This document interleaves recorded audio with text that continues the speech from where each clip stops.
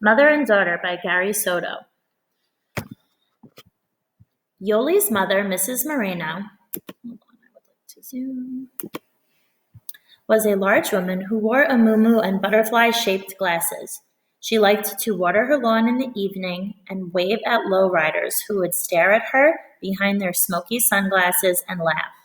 Now and then, a low-rider from Belmont Avenue would make his car jump and shout, "Mamacita." But most of the time, they just stared and wondered how she got so large. Mrs. Moreno had a strange sense of humor. Once, Yoli and her mother were watching a late-night movie called They Came to Look. It was about creatures from the underworld who had climbed through molten lava to walk the earth. But Yoli, who had played soccer all day with the kids next door, was too tired to be scared. Her eyes closed but sprang open when her mother screamed, "Look, Yoli, oh, you missed a scary part." The guy's face was all ugly.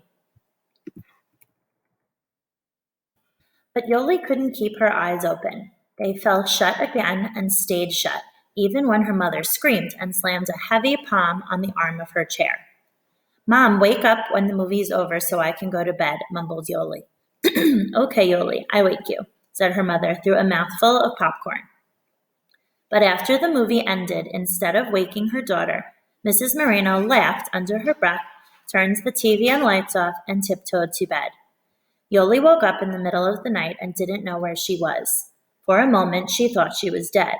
Maybe something from the underworld had lifted her from her house and carried her into the earth's belly.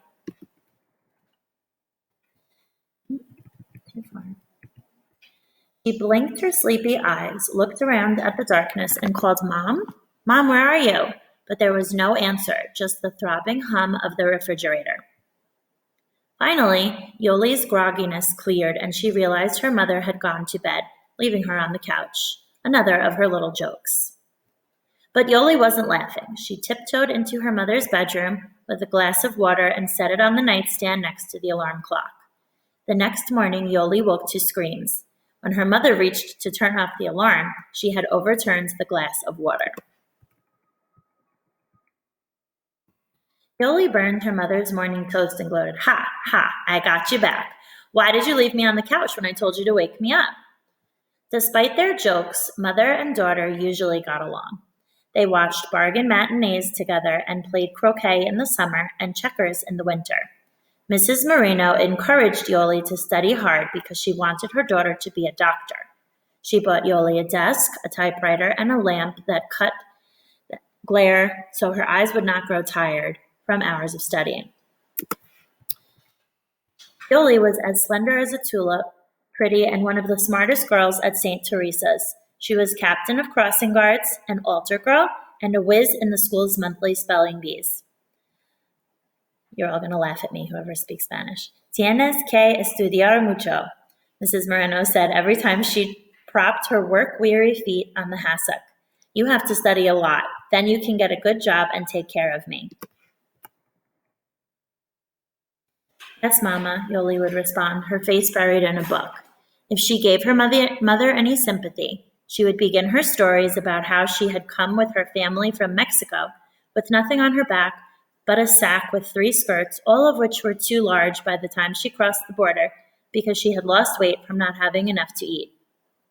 Everyone thought Yoli's mother was a riot. Even the nuns laughed at her antics. Her brother Raul, a nightclub owner, thought she was funny enough to go into show business. But there was nothing funny about Yoli needing a new outfit for the 8th grade fall dance. They couldn't afford one. It was late October with Christmas around the corner, and their dented Chevy Nova had gobbled up almost $100 in repairs. "We don't have the money," said her mother, genuinely sad because they couldn't buy the outfit, even though there was a little money stashed away for college. Mrs. Moreno remembered her teenage years and her hard-working parents, who picked grapes and oranges and chopped beets and cotton for meager pay around Kerman. Those were the days when new clothes meant limp and out-of-style dresses from St. Vincent de Paul. The best Mrs. Moreno could do was buy Yoli a pair of black shoes with velvet bows and fabric dye, to color her white summer dress black.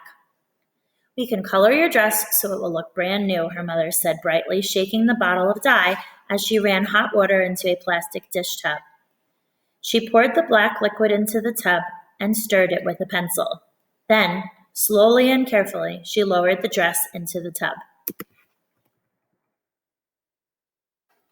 Yoli couldn't stand to watch. She knew it wouldn't work. It would be like the time her mother stirred up a batch of molasses for candy apples on Yoli's birthday. She'd dipped the apples into the goo and swirled them and seemed to taunt Yoli by singing Las Mañanitas to her. When she was through, she set the apples on wax paper. They were as hard as rocks and hurt the kids' teeth. Finally, they had a contest to see who could break the apples open by throwing them against the side of the house. The apples shattered like grenades, sending the kids scurrying for cover, and in an odd way, the birthday party turned out to be a success. At least everyone went home happy. To Yoli's surprise, the dress came out shiny black.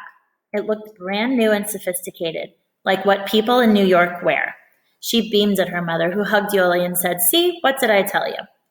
The dance was important to Yoli because she was in love with Ernie Castillo, the third best speller in the class.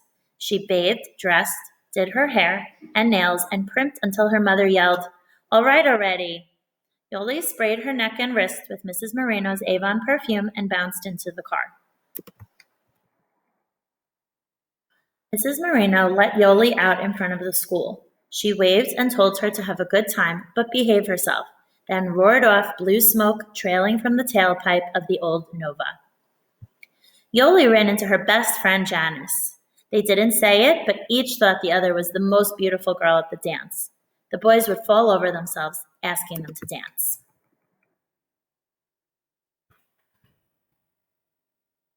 The evening was warm, but thick with clouds.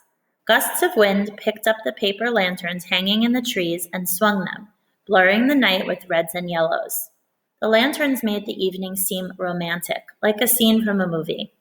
Everyone danced, sipped punch, and stood in knots of threes and fours talking. Sister Kelly got up and jitterbugged with some kid's father. When the record ended, students broke into applause. Janice had her eye on Frankie Ledesma, and Yoli, who kept smoothing her dress down when the wind picked up, had her eye on Ernie. It turned out that Ernie had his mind on Yoli too. He ate a handful of cookies nervously, then asked her for a dance. "Sure," she said, nearly throwing herself into his arms. They danced 2 fast ones before they got a slow one. As they circled under the lanterns, rain began falling lightly at first. Yoli loved the sounds of the raindrops ticking against the leaves. She leaned her head on Ernie's shoulder, though his sweater was scratchy. He felt warm and tender. Yoli could tell that he was in love with her, and with her, of course. The dance continued successfully, romantically, until it began to pour. "Everyone, let's go inside, and boys, carry in the table and the record player," Sister Kelly commanded. The girls and boys raced into the cafeteria. Inside, the girls, drenched to the bone, hurried to the restrooms to brush their hair and dry themselves. One girl cried because her velvet dress was ruined. Yoli felt sorry for her and helped her dry the dress off with paper towels, but it was no use. The dress was ruined. Yoli went to a mirror. She looked a little gray now that her mother's makeup had washed away, but not as bad as some of the other girls. She combed her damp hair, careful not to pull too hard. She couldn't wait to get back to Ernie. Yoli bent over to pick up a bobby pin, and shame spread across her face. A black puddle was forming at her feet. Drip, black drip, drip, black drip. The dye was falling from her dress like black tears. Yoli stood up. Her dress was now the color of ash. She looked around the room. The other girls, unaware of Yoli's problem, were busy grooming themselves. What could she do? Everyone would laugh. They would know she dyed an old dress because she couldn't afford a new one. She hurried from the restroom with her head down, across the cafeteria floor and out the door. She raced through the storm, crying as the rain mixed with her tears and ran into twig-choked gutters. When she arrived home, her mother was on the couch eating cookies and watching TV. "How was the dance, Mija?" "Come watch the show with me. It's really good." Yoli stomped head down to her bedroom. She undressed and threw the dress on the floor. Her mother came into the room. "What's going on? What's all the racket, baby?" "The dress." "It's cheap. It's no good."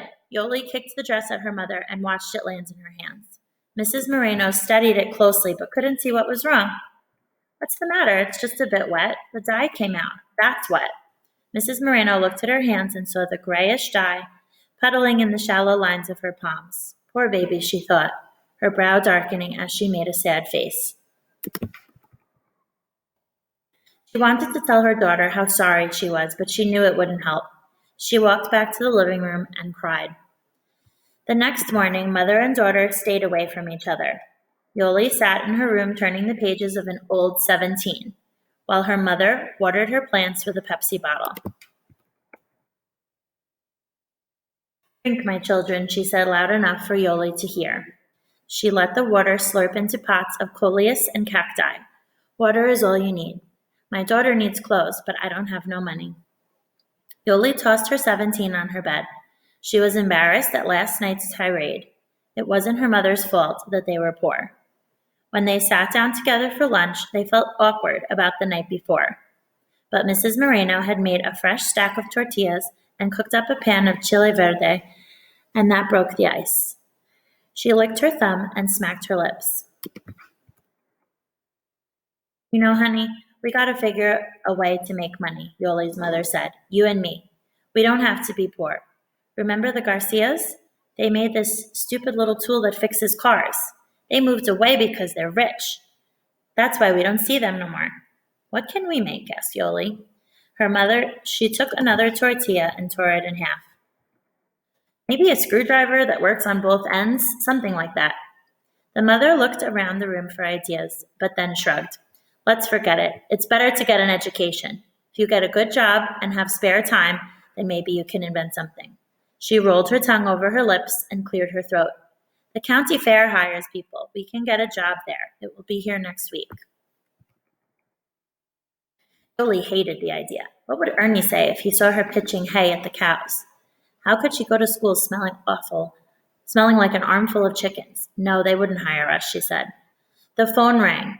Yoli lurched from her chair to answer it, thinking it would be Janice wanting to know why she had left. But it was Ernie, wondering the same thing.